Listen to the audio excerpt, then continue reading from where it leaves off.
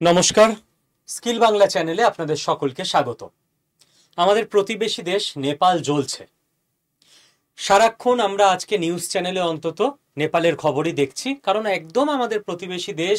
আমরা border share করি, নেপালে কিছু হলে তার সরাসরি প্রভাব আমাদের দেশে এবং আমাদের রাজ্যের উত্তরবঙ্গের ওপর তো পড়বেই পড়বে। আমরা সেই সমস্ত কিছু আলোচনায় যাব না। আমরা যেহেতু এই চ্যানেলে জিও পলিটিক্সের চর্চা করি, যেহেতু আমি ইন্টারন্যাশনাল রিলেশনস পড়াই, কাজেই আমরা এখন যেটা ব্যাখ্যাটা করব, বিশ্লেষণটা করব, সেটা হচ্ছে নেপালে এই যে আজকে আগুন জ্বলছে, এর পিছনে আসলে কার চক্রান্ত রয়েছে বা ষড়যন্ত্র রয়েছে, কার গেম প্ল্যান রয়েছে, কেন এটা হচ্ছে। এটা বোঝার জন্য আগে আপনাকে টোটাল নেপালের ইতিহাসটা বুঝতে হবে। এবার এই টপিকটা প্রচন্ড বড় হয়ে যাবে। অফলাইন ক্লাসরুম হলে আমি 1.5-2 ঘন্টায় ক্লাসে পড়াবো, কিন্তু যেহেতু ইউটিউবে অতটা বড় করা সম্ভব নয়, আমার পক্ষে তো বলা সম্ভব, আমি ক্লাসে ওইভাবে বলতেই অভ্যস্ত, আপনাদের পক্ষে একটু দেখা মুশকিল হয়ে যাবে। তো আমি খুব কমপ্রেসড করে মেন পয়েন্টগুলোকে টাচ করে বেরিয়ে যাচ্ছি, আশা করি আপনি লিঙ্ক করতে পারবেন। দেখুন, নেপালে এতদিন রাজতন্ত্র ছিল। এতদিন মানে মোটামুটি 2008-এর আগে দীর্ঘ 240 বছর টানা ইন্ডিয়াতে যে সময় ব্রিটিশ পিরিয়ড চলেছে, স্বাধীন ভারতবর্ষ চলছে, সেই সময় নেপাল জুড়ে পুরোটাই রাজতন্ত্র। এবং নেপালের শেষ রাজা জ্ঞানেন্দ্র। আপনাদের মধ্যে অনেকেই যাদের বয়স বেশি তারা মনে করতে পারবেন, রাজা জ্ঞানেন্দ্র ভারতবর্ষে বহুবার এসেছেন বিভিন্ন কাজে এবং পুজোও দিয়ে গেছেন।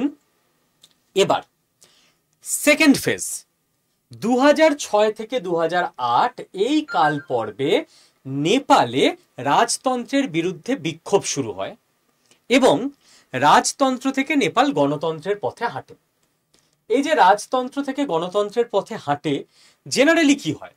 রাজার বিরুদ্ধে বিক্ষোভ হয়, রাস্তাঘাটে মারামারি হয়, রাজা সেই বিক্ষোভ দমন করার জন্য বল প্রয়োগ করে, এইভাবে রাজতন্ত্রের অবসান হয়।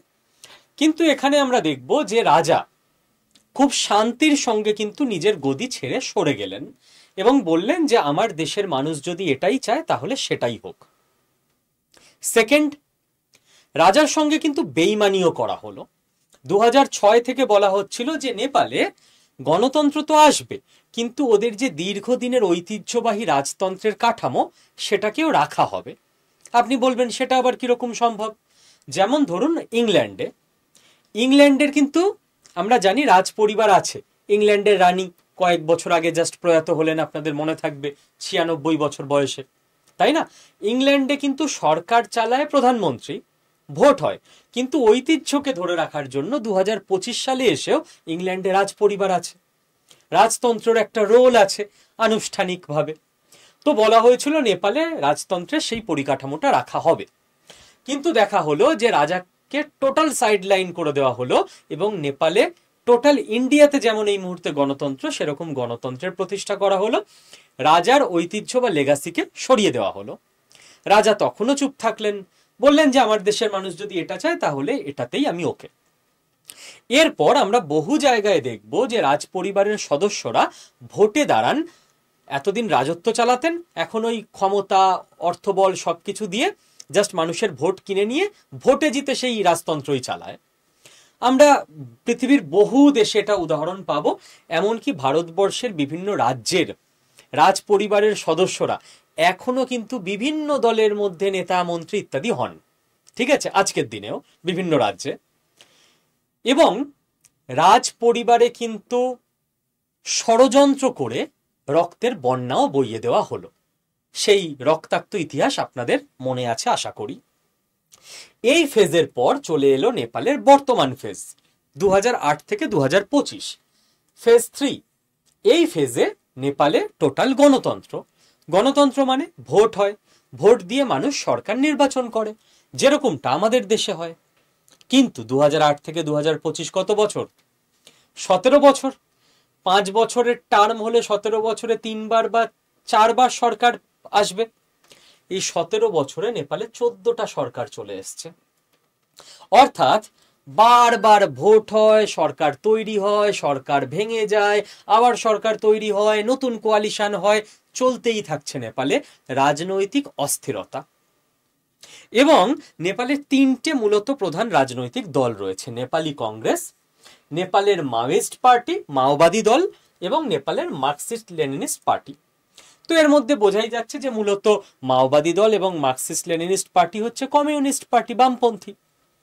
তো এই মুহূর্তে যিনি প্রধানমন্ত্রী ছিলেন লাস্ট, তিনি হচ্ছেন কেপি ওলি, ঠিক, যেটা ওদের জোট সরকার, সেই জোট সরকার বামপন্থার কেন্দ্রিক জোট সরকার। ওকে, এবার এই যে গণতন্ত্র বা বামপন্থী ভাবধারায় দীক্ষিত সরকার তারা তৈরি হয়েছে, নেপালের মানুষের কি আশা ছিল? নেপালের মানুষের আশা ছিল যে সারা পৃথিবী যেভাবে উন্নতি করছে, ডেভেলপ করছে, প্রোগ্রেস করছে, নেপালও রাজতন্ত্র থেকে বেরিয়ে এসে আধুনিক গণতন্ত্রের পথে গিয়ে সেভাবেই প্রোগ্রেস করবে। কিন্তু এই 17 বছরে কি দেখা গেল? তাহলে সেই সময় যে ছেলেটার বয়স ছিল 20 বছর, যে স্বপ্ন দেখছিল যে নেপাল পাল্টে যাবে, আজকে তার বয়স 37 বছর। তার জীবনে আর নতুন করে খুব একটা কিছু প্রফেশন ইত্যাদিতে যাওয়ার নেই। এবার সে হয়তো তার সন্তানকে স্কুলে পড়াচ্ছে, সে দ্বিতীয় প্রজন্মের কথা ভাবছে, তাই না? সে দেখলো তার গোটা যৌবনটা কাটতে বসেছে, নেপাল বদলালো না। বেকারত্ব যা ছিল বেড়ে গেল, ইনফ্লেশন দ্রব্যমূল্য বৃদ্ধি যা ছিল বেড়ে গেল 17 বছরে। বিজনেস আগে লোকে যাও বা করতে পারতো, আস্তে আস্তে নেপালে আরো বিজনেস কমে যাচ্ছে, ব্যবসা সব উঠে যাচ্ছে, নতুন ইন্ডাস্ট্রি কিছুই এলো না। এবং দেশের যুব সম্প্রদায় গণতান্ত্রিক নেপালে ভালো নেই, তারা দেশ ছেড়ে বিদেশে চলে যাচ্ছে, পালিয়ে যাচ্ছে মানে কোনো না কোনো কাজ নিয়ে চলে যাচ্ছে। প্রচুর নেপালি ভাই বোনেরা ভারতবর্ষে কাজ করে, তারা অত্যন্ত হার্ডওয়ার্কিং, অত্যন্ত অনেস্ট, ভারতবর্ষে সম্মানের সঙ্গে কাজ করে। আমরাও ভারতীয়রা অত্যন্ত ভালোবাসি সাধারণ নেপালি ভাই বোনদের। তো দেখা গেল যে স্বপ্নভঙ্গ, যে স্বপ্ন নিয়ে 240 বছরের ঐতিহ্যকে সরিয়ে গণতন্ত্র আনা হলো, সেই স্বপ্ন বাস্তবে পূরণ হলো না। এই রকম সময় নেপাল যখন ডামাডোলে, রাজনৈতিক স্থিতাবস্থা নেই, সাধারণ মানুষ যখন বীতশ্রদ্ধ, ফ্রাস্ট্রেটেড, সেই রকম সময় কোনো একটা দেশের এজেন্সি কাজে নেমে গেল। কোন দেশের এজেন্সি? দেখুন, আমাকে তো কেউ ফোন করে বলে দেয়নি যে অমুক দেশের এজেন্সি কাজ করেছে। আমি লজিক্যালি যেরকম অ্যাজাম্পশন টানা যায় সেটা আমি ভিডিওতে একটু পরেই বলবো যে কোন দেশের এজেন্সির সম্ভাবনা বেশি হতে পারে। কোনো একটা দেশের গুপ্তচর সংস্থা এজেন্সি তারা কাজে নেমে গেল। তারা দেখলো একটা বাস্তব পটভূমি তো তৈরি হয়েই আছে, মানুষের মনে ক্ষোভ। এবার তারা দুটো মেন উপাদানকে আস্তে আস্তে সারা দেশে চর্চায় নিয়ে এলো। কি উপাদান?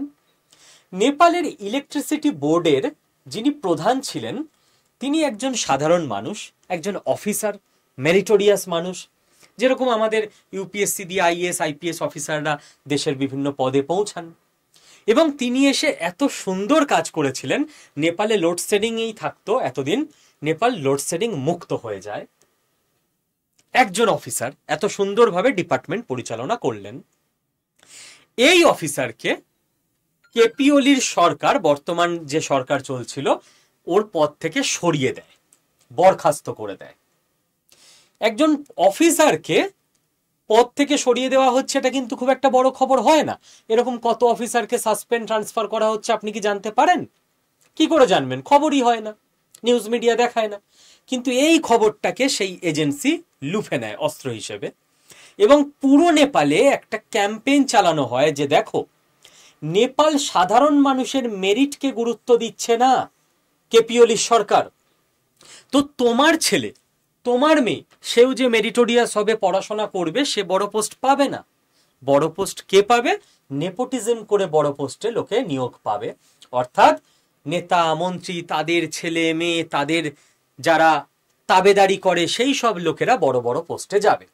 তাহলে সাধারণ নেপালি মানুষের সঙ্গে, সাধারণ জনগণের সঙ্গে এ তো সব থেকে বড় বঞ্চনা। সাধারণ মানুষ প্রত্যেকের যাদের অ্যাসপিরেশন, আমার ছেলেটা বা মেয়েটা পড়াশোনা করে বড় হবে, তাদের সেই স্বপ্নটা ভেঙে দেওয়া হলো যে এটা বাস্তব, তোমার ছেলে মেয়ে যতই পড়ুক বড় হতে পারবে না। তো পুরো নেপাল সরকারের এবং সিস্টেমের বিরুদ্ধে। এই সময় একের পর এক রিসার্চ পেপার পাবলিশ হতে শুরু করলো, যেখানে দেখা যাচ্ছে নেপালের একের পর এক নেতা এবং মন্ত্রী করাপ্টেড, দুর্নীতিতে যুক্ত। পুরো নেপাল আরো রাখতে শুরু করলো। এরপর এই নির্দিষ্ট এজেন্সি তারা আর একটা মোক্ষম অস্ত্রকে হাতে তুলে নিল, সেটা হচ্ছে নেপালের কালচার, হিন্দু সংস্কৃতি। নেপাল যেই মুহূর্ত থেকে গণতান্ত্রিক এবং তারপর বামপন্থী ভাবধারায় যেতে শুরু করেছিল 2008 থেকে, দীর্ঘদিন ধরে নেপাল হিন্দু রাষ্ট্র ছিল। হিন্দুত্ব জীবনের একটা ওয়ে অফ লাইফ। হিন্দুত্বের নিজস্ব কিছু শিক্ষা আছে, দর্শন আছে। সেই শিক্ষা এবং দর্শনকে মেনে গোটা দেশটা পরিচালিত হতো, গোটা দেশটার আত্মা ছিল সেটা। লাস্ট 17 বছরে ইউরোপিয়ান কালচার বামপন্থী মতাদর্শের মধ্যে দিয়ে, আপনি বলবেন বামপন্থী ইউরোপিয়ান কি করে মিলল? বামপন্থা নেপালে বোঝাতে শুরু করে সাধারণ মানুষকে যে হিন্দু সংস্কৃতি বা কালচার এটা খারাপ, এটাকে বর্জন করতে হবে, বর্জন করে আমাদের প্রোগ্রেসিভ হতে হবে। প্রোগ্রেসিভ কি করে হতে হবে? প্রোগ্রেসিভ হওয়া মানে ইউরোপিয়ান আমেরিকান কালচারকে গ্রহণ করা। সে নাইট ক্লাব থেকে শুরু করে বার ডান্স পর্যন্ত এই সমস্ত কিছু। অর্থাৎ নেপালে আস্তে আস্তে আমেরিকান বা ইউরোপিয়ান যে ডিপ স্টেটের কালচার সেটার প্রবেশ ঘটতে শুরু করলো। সমাজের মূল্যবোধ অবক্ষয়িত হতে শুরু করলো। সাধারণ মানুষ, বাবা মা দাদু দিদা টাইপের মানুষ, তারা আশঙ্কিত হয়ে উঠলেন যে গোটা দেশে ইতিহাসে আমরা কখনো দেখিনি কি হয়ে যাচ্ছে 17 বছরে সবকিছু। এবং এটা নিয়েও পাল্টা ক্যাম্পেইন শুরু করিয়ে দেওয়া হলো গোটা নেপালে যে হিন্দু সংস্কৃতি মূল্যবোধ ফিরিয়ে আনো। এই সরকার হিন্দু সংস্কৃতি মূল্যবোধের এগেনস্টে। ব্যাস, নেপাল পুরোপুরি উত্তক্ত। এইবার বারুদ পুরো জমে গেছে। ফাইনাল দেশলাইটা জ্বালিয়ে বারুদে ফেলাটা কাজ কে করছে, কেন করছে? চলুন নেক্সট স্লাইডে দেখে নেওয়া যাক। আমি দুজনের কথা বলবো। প্রথম সুদান গুরুং। ইনি কে? সুদান গুরুং একজন ইয়াং মানুষ, মাত্র 36 বছর বয়স। ইনি একজন নাইট ক্লাবের মালিক ছিলেন। ভূমিকম্পের সময় কিছু বছর আগে তিনি তার সন্তানদের হারান। তার জীবনে আর কেউ নেই এবং তিনি হামি নেপালি এই নামে একটা এনজিও প্রতিষ্ঠা করেন। এই এনজিওটা বিভিন্ন সমাজের বিভিন্ন কাজকর্ম করতে থাকেন, সমাজকর্মী হয়ে ওঠেন সুদান গুরুং। সুদান গুরুং আস্তে আস্তে গোটা নেপালে পরিচিত হন, বিখ্যাত হন এবং ইনস্টাগ্রামে উনি ডাক দেন আন্দোলনের। নেপালের মধ্যে যেই করাপশন, দুর্নীতি, সবকিছু নষ্ট হয়ে যাচ্ছে এর এগেনস্টে উনি স্কুলের স্টুডেন্টদের বলেন যে স্কুলের পোশাক পরেই পথে নামতে। স্কুলের স্টুডেন্টরা যারা জেন জি মানে একদম এই মুহূর্তের ইয়াং যে প্রজন্ম তাকে বলা হয় জেন জি। এখন যারা জন্মাচ্ছে, এই মুহূর্তে যারা জন্মাচ্ছে তাদের বলা হয় জেন বিটা, জেনারেশন বিটা। এখন যে একদম বাচ্চারা জন্মাচ্ছে এরা বিটা বাচ্চা। এরা যখন বড় হবে আরো 20-25 বছর পরে ওটা হবে বিটা জেনারেশন। ঠিক আছে, এখন যারা ইয়াং ছেলে মেয়ে টিনেজার তারা হচ্ছে জেন জি। তো এই জেনারেশন জি বা জেড, যাই উচ্চারণ হচ্ছে জি, এরা রাস্তায় নেমে এমন আন্দোলন শুরু করে, সরকারি সম্পত্তিতে ভাঙচুর, আগুন লাগিয়ে দেওয়া, পার্লামেন্ট ভবনে আগুন দিয়ে দেওয়া, তুমুল উত্তাল পরিস্থিতি। পুলিশ এবং আর্মি প্রথমে আহ্বান জানায় যে শান্ত হও, কিন্তু বাচ্চা ছেলে মেয়ে, এদের অ্যাড্রিনালিন ক্ষরণ মারাত্মক, এদেরকে শান্ত করা যায় না, গুলি চালাতে বাধ্য হয় সেনা এবং পুলিশ, 20 জনের মৃত্যু হয়। ব্যাস, পুরো পরিস্থিতি হাতের বাইরে। 20 জনের মৃত্যুর পর আর কেউ জীবনের পরোয়া করে না। এবার সবাই চলে যায় আলট্রা অ্যাগ্রেসিভ মোডে, যে মরবই যখন মেরে মরবো। পুরো দেশে আগুন জ্বলতে থাকে, সরকারি সমস্ত সম্পত্তিকে অ্যাটাক করা হয় এবং প্রধানমন্ত্রী কেপি ওলি তিনি পদত্যাগ করে সেনার হেলিকপ্টারে চড়ে দেশ ছেড়ে পালিয়ে যান। আর একজন প্রাক্তন প্রধানমন্ত্রী, যেহেতু 14 বার সরকার পাল্টেছে এই 17 বছরে, তার বাড়িতে আগুন লাগিয়ে দেয় উন্মত্ত জনতা, তার স্ত্রী রাজ্যলক্ষ্মী দেবী তিনি পুড়ে মারা যান। প্রাক্তন প্রধানমন্ত্রীর বাড়িতে সিকিউরিটি গার্ড নিশ্চয়ই থাকে, গার্ড আটকাতে পারেনি, বাড়িতে আগুন লাগিয়ে দিয়েছে, প্রধানমন্ত্রীর ওয়াইফ জ্বলে মরে গেছে। এই অবস্থা এই মুহূর্তে নেপালে। আপনার মনে হচ্ছে না এ তো পুরো বাংলাদেশের ঘটনা? স্টুডেন্টরা রাস্তায় নেমে গেল, ছাত্র আন্দোলন, গুলি চললো, মৃত্যু হলো, সবকিছু ভেঙে চুরে পুড়িয়ে দাও। আবার সুদান গুরুং যিনি একজন পরিচিত মুখ, ইনি ছাত্রদের আন্দোলন করতে ডাকলেন। ওইদিকে বাংলাদেশে মোহাম্মদ ইউনুস যিনি নোবেল পেয়েছিলেন অর্থনীতিতে, পরিচিত মুখ ছিলেন, প্রধানমন্ত্রী সেনার হেলিকপ্টারে পালিয়ে গেলেন, শেখ হাসিনা সেনার হেলিকপ্টারে পালিয়ে গেছিলেন। ইয়েস, সেই জন্যই এই চ্যানেল যারা ফলো করেন আমি প্রত্যেক দিন বলি কোনো দেশের রেজিম চেঞ্জ এইভাবেই হয়, এটা অঙ্ক, এটা একটা ছক। কোথাও আমেরিকার সিআইএ এর অ্যাসেটের নাম সুদান গুরুং, আর কোথাও তার নাম মোহাম্মদ ইউনুস। তো এইখানে জিওপলিটিক্যাল অ্যানালিস্টরা অনেকে বলছেন যে এখানে ইউএসএ অ্যাঙ্গেল দেখা যাচ্ছে। অনেকে অভিযোগ করছেন যে এই যে হামি নেপাল এনজিও, এই এনজিওতে সাহায্য আসতো আমেরিকার ডিপ স্টেটের সঙ্গে জড়িত এই রকম লোকের এই রকম অ্যাকাউন্ট থেকে ফান্ডিং আসতো, টাকা আসতো। প্রশ্ন উঠছে তাহলে কি Sudan Gurung CIA asset? CIA হচ্ছে আমেরিকার গুপ্তচর সংস্থা, এবং সুদান গুরুংকে কি তৈরি করা হচ্ছিল এতদিন ধরে যে পারফেক্ট টাইমে যখন বারুদটা লেগে যাবে তখন তো দেশকে নেতৃত্ব কাউকে দিতে হবে, Sudan Gurung will be the face, নিরপেক্ষ ফেস, কেউ আঙুল তুলবে না।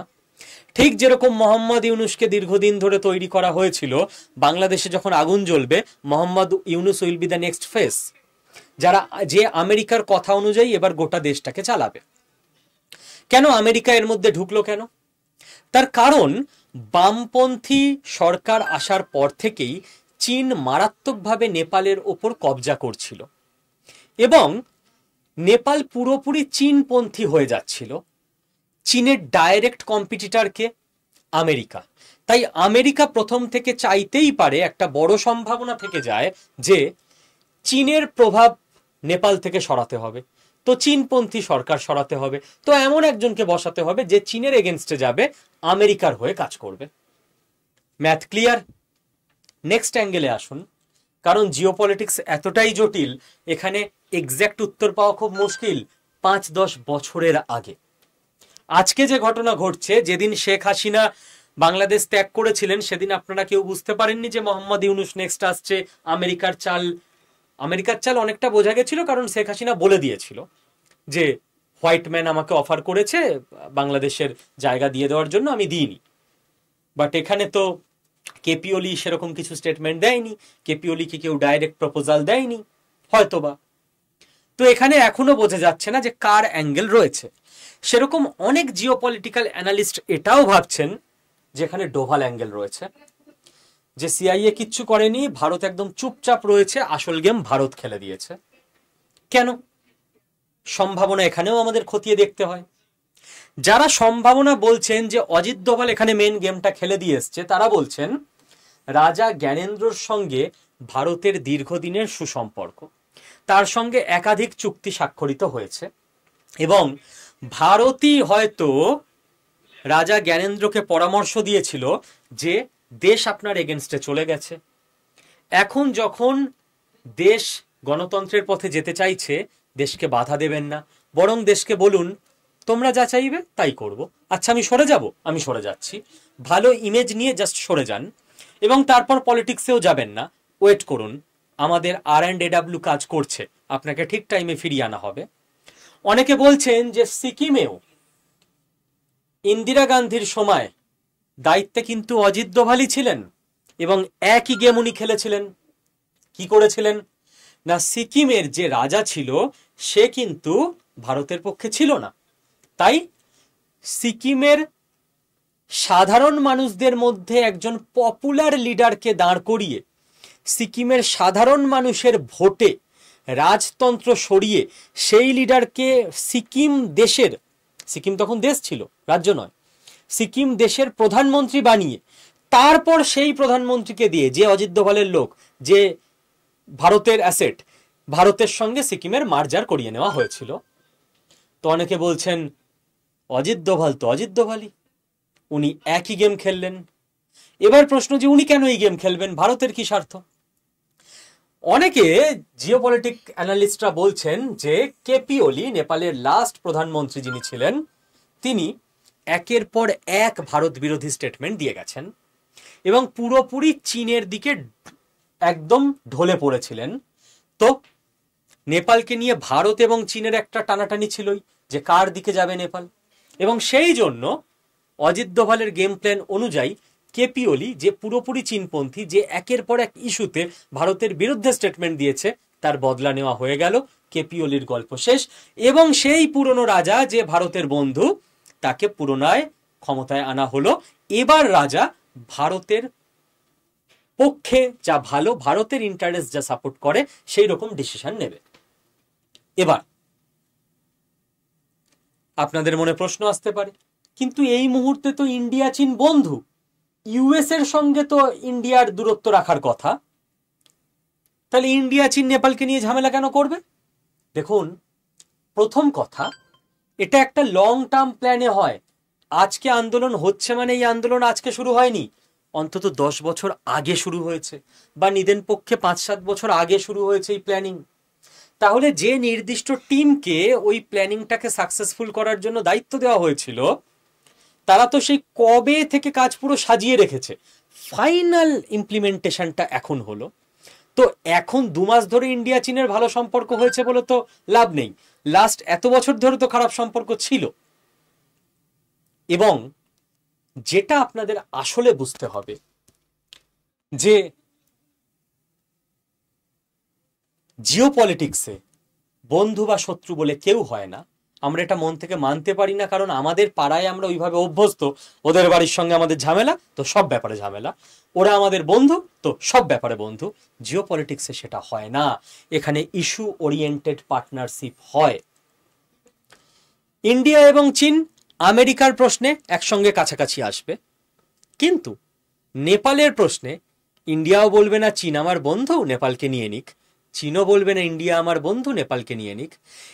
নেপালের প্রশ্নে আবার চীন এবং ইন্ডিয়া দুজনেই চাইবে নিজের প্ল্যান অনুযায়ী নেপালকে নিজের দিকে নিয়ে আসতে। তো একটা স্তরের গেম, ইউএস এর এগেনস্টে ইন্ডিয়া রাশিয়া চায় না, তার ভেতরে আর একটা স্তর, নেপালের ক্ষেত্রে ইন্ডিয়া বনাম চায় না, এরকম বহু স্তরে।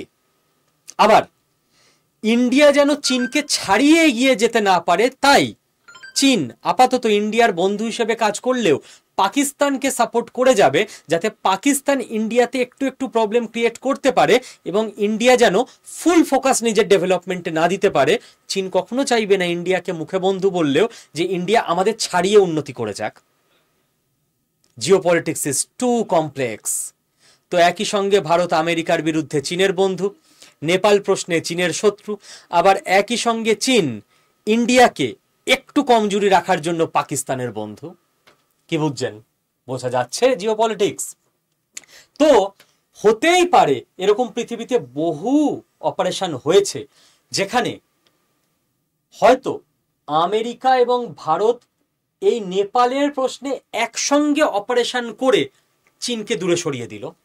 হতেই পারে যে ভাই এই ইস্যুতে আমরা দুজন টিম একসঙ্গে কাজ করব, আবার ওই ইস্যুতে ওখানে দুটো আলাদা টিম আছে, তারা অন্য লজিকে কাজ করবে। এইভাবে জিওপলিটিক্স চলে। হতেই পারে যে এখানে ইউএসএ সিআইএ আসলে রেজিম চেঞ্জ করছে এবং ইন্ডিয়া চুপ করে আছে।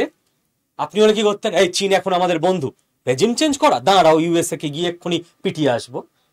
বাট যদি এখানে ইউএসএ রেজিম চেঞ্জটা করিয়ে থাকে এবং ইন্ডিয়া হয়তো চুপ করে মজা দেখছে যে করিয়ে নাও ঠিক আছে, আপাতত আমাদের জন্য ভালো, কারণ লাস্ট গভর্নমেন্ট প্রত্যেকটা ইন্ডিয়ার এগেনস্টে স্টেটমেন্ট দিচ্ছিল, নতুন গভর্নমেন্ট হোক, দেখা যাক সে ইন্ডিয়ার পক্ষে কতটা ভালো, নাকি সে ইন্ডিয়ার এগেনস্টে যাচ্ছে, তখন আমরা আবার স্টেপ নেব।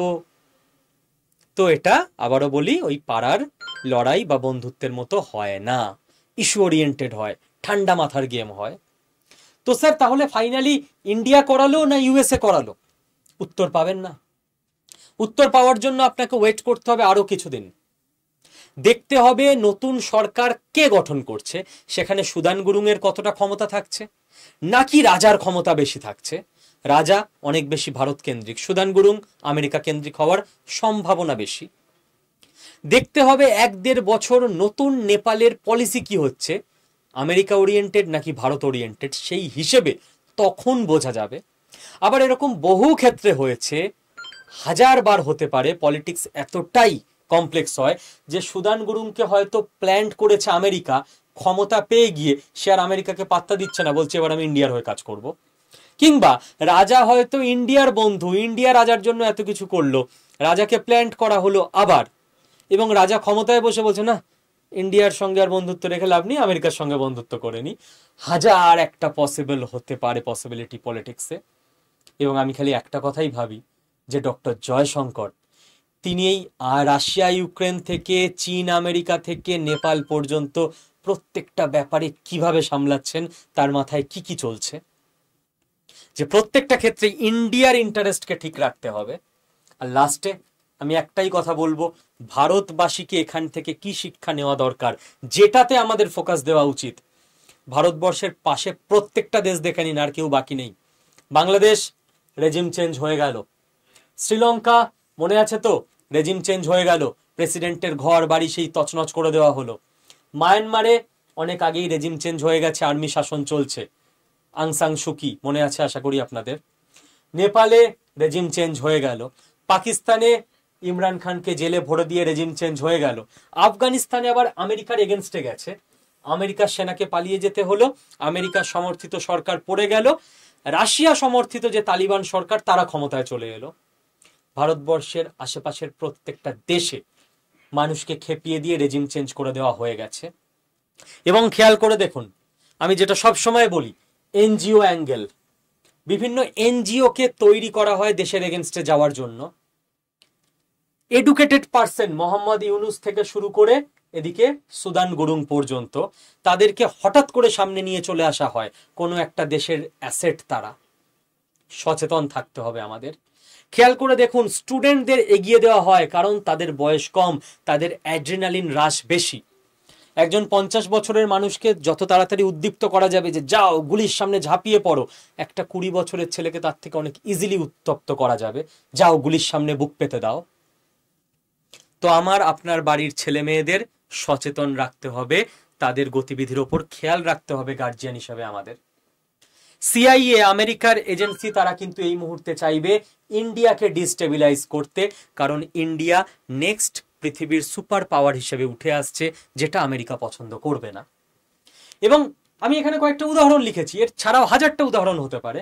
কখনো দেখতে পারেন আপনি ইন্ডিয়াতে বিশাল বড় শ্রমিক আন্দোলন হয়ে গেল, হয়তো সমস্ত শ্রমিকরা বড় বড় কোম্পানির, তাদেরকে উত্তপ্ত করে দেওয়া হলো যে তোমাদের তো শোষণ করা হচ্ছে, ফাটিয়ে দাও সরকারকে, পুড়িয়ে দাও কোম্পানি, হয়ে যেতে পারে রাতারাতি।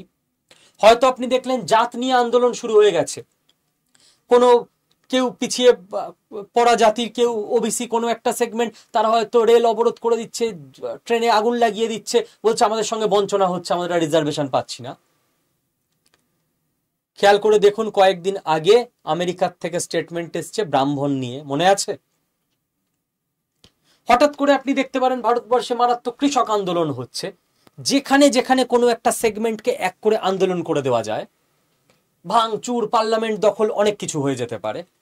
কখনো দেখতে পারেন ভারতবর্ষে ছাত্র আন্দোলন হচ্ছে, যে ছাত্ররা ভালো চাকরি পাচ্ছে না, ছাত্ররা মেরিটের ভিত্তিতে যোগ্যতাতে নিয়োগ হচ্ছে না, কোটা কেন আছে, চারিদিকে ভাঙচুর, অবরোধ, মারাত্মক কিছু হয়ে যেতে পারে।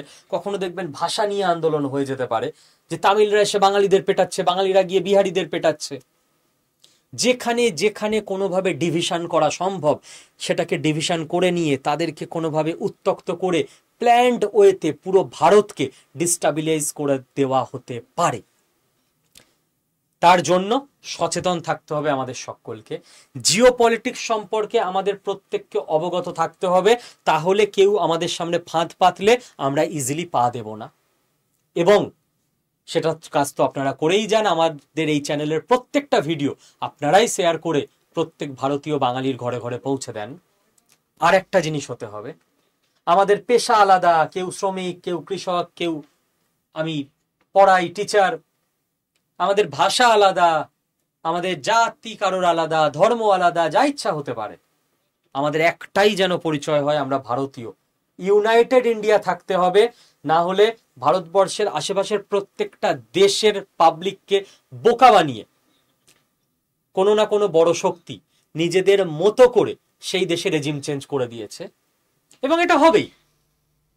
ইন্ডিয়াও চাইবে কোনো না কোনো দেশে ইন্ডিয়ার পরে কথা বলবে এরকম সরকার থাকুক। পলিটিক্স সব সময় চলবে সারা পৃথিবীতে। আমাদের দেশে বাইরের পৃথিবীর কোনো শক্তি যেন সেমটা না করতে পারে, তার জন্য আমাদের সচেতন থাকতে হবে।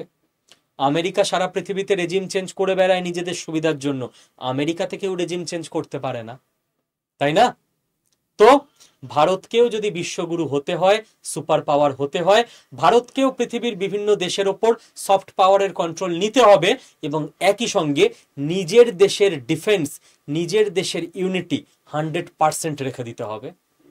জয় হিন্দ, জয় ভারত।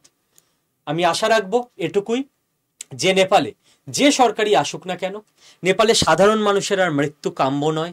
নেপালে শান্তি ফিরে আসুক।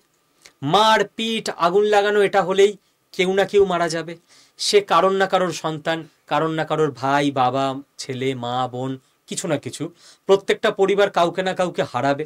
তো এসব না হয়ে যে সরকার আসুক, সেই সরকার নেপালের মানুষদের ভালোর জন্য কাজ করুক। এবং ভারতীয় হিসেবে অবশ্যই আমার ইন্টেনশন থাকবে, আমার ওয়ান্ট, চাওয়া থাকবে যে সেই সরকার যেন ভারত বিরোধী অবস্থান না নেয়। ব্যাস এটুকুই। ভালো থাকবেন সকলে।